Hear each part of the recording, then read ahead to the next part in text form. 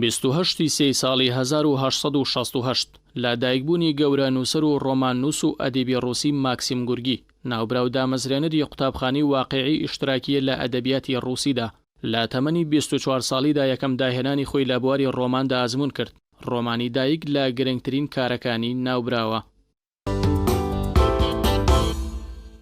28 سێ ساڵی 1923 دوای گواستنەوەی بنکەی شۆڕش بۆ ئەشکەوتی جاسەنە لە ناوچەی سوورداش لەلایەن شێخ مەحموودی حەفید و کاربەدەستانی حکومەتەکەیەوە یەکەمین ژماری ڕۆژنامەی بانگی حەق دەرچوو بڵاوکرایەوە و تەنها 3 ژمارەی لێچاپ بوو. شێخ مەحموود کاتێک ئامادە نەبوو لەگەڵ ئەدمۆنزی نوێنەری ئینگلیز کۆ ببێتەوە و بچێتە بەغدا، کۆمەڵێک فڕۆکەی سەربازی ئینگلیز بە ئاسمانی سلێمەنیدا دەسوڕانەوە و بڵاوکراوەیان فڕێدەدایە خوارەوە کە ئەگەر شێخ مەحموود نەچێتە بەغدا ئەوا سلێمانی بۆمباران دەکەن.